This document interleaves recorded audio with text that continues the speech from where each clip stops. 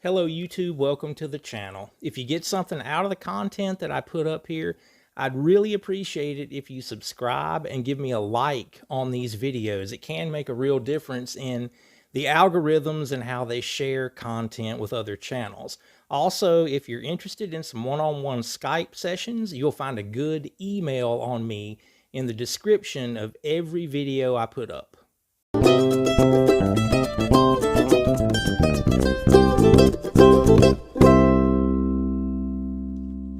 Well, the toughest thing about what we're going to do today is actually knowing how to package it in the video, or what to call it in the video, because there's so much that we can learn from playing these slow intros like this. The transition between playing single notes and playing tremolo, that could be the topic that we're talking about. It could be an understanding of double stops and how they function on the mandolin, and even sonically different inversions of double stops that we might use depending on how well we can hear ourselves or the way the particular sound system is working that day for the band. All of those things could be touched on within this one intro. I'm going to use a slow song that Russell sings. It's a beautiful song called Medals for Mother that I play the intro on the mandolin. Let me get through that for you.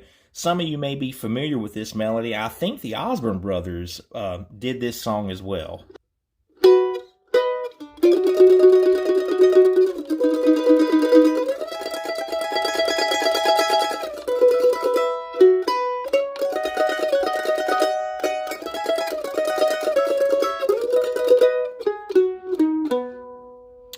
All right.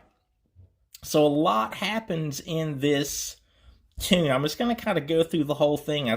For the first time, we've never seen really a series of pickup notes quite like this on anything that I've talked about on the channel, and it's because I'm just playing those three double stop shapes. That's where, if you thought of playing it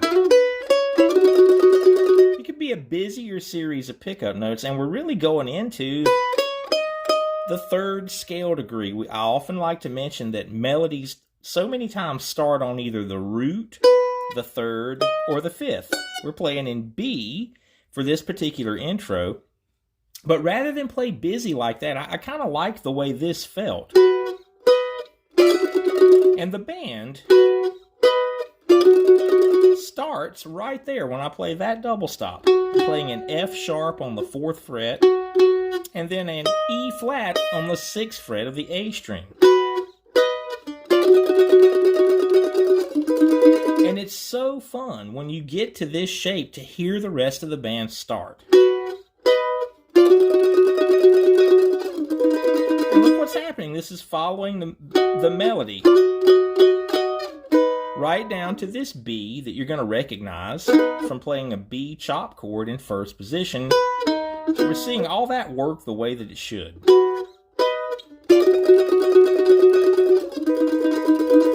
Then it's just making the mandolin say the words, but look at that nice nuance. There's a slide into this E. The band would have just went to a 4 chord or to an E. I'm playing this double stop, and there's a nice little scoot into it. And then another, slide just on the E string the second time from the 3rd to the 4th fret into that major third interval of the E chord, which would be an A flat note. And then we move down again to a different inversion of an E double stop. Any of these shapes that we're playing, if you're familiar with, like outlining those chords, and you're going to recognize these shapes as we're kind of moving through this. If you're not familiar with that, there's content here on the channel that could help you with it. So let me go from the top again just for our point of reference.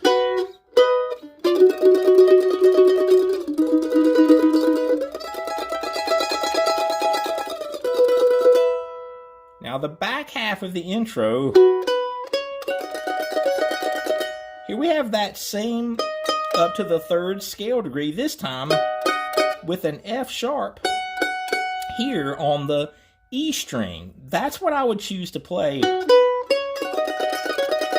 And then my last line is playing right down a double stop scale. So this would be, something you should recognize from knowing that scale. This is what I touched on earlier with if my mandolin had a particular way that it sounded like it was blending with the rest of the instruments, I might choose to play that using this inversion of the double stops, which is all we're doing is lowering that third interval by 1 octave. Instead of playing an A flat here, it would be here, same note. And you could say that's an easier line to execute because it just goes right back down to first position. You recognize those 4 intervals if we were playing a B, a double stop scale. Again, plenty of content on the channel about that. Where this line,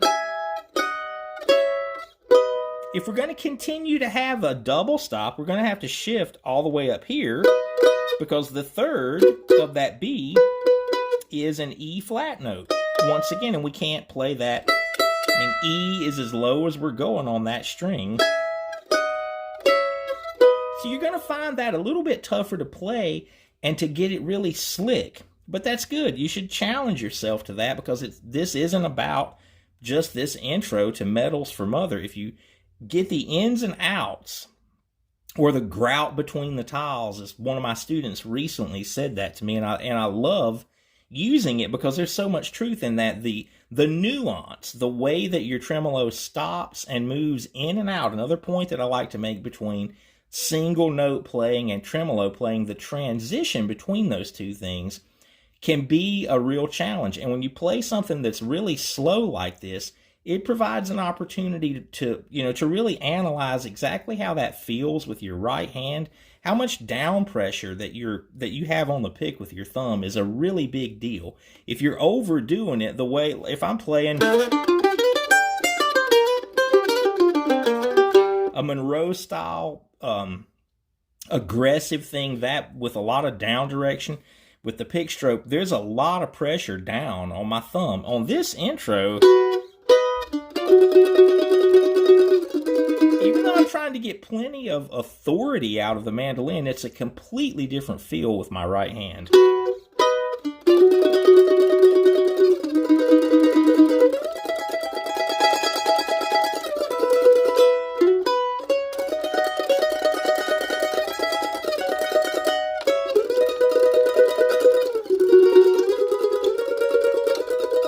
That could be another nice way to work back up to that 1 chord from the 5 to set the vocal up. You would recognize those intervals if you were playing a B double stop scale from here. If you had the root and third,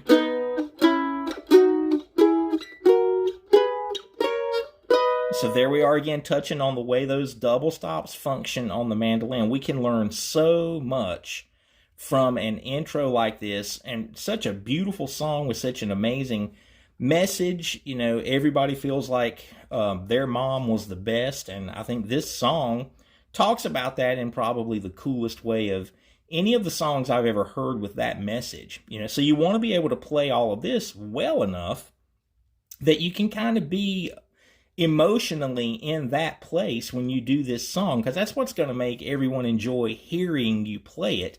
If you mean it, and you don't have to be the vocalist to mean this stuff. So let's get all of this under our fingers so that we can be that kind of player.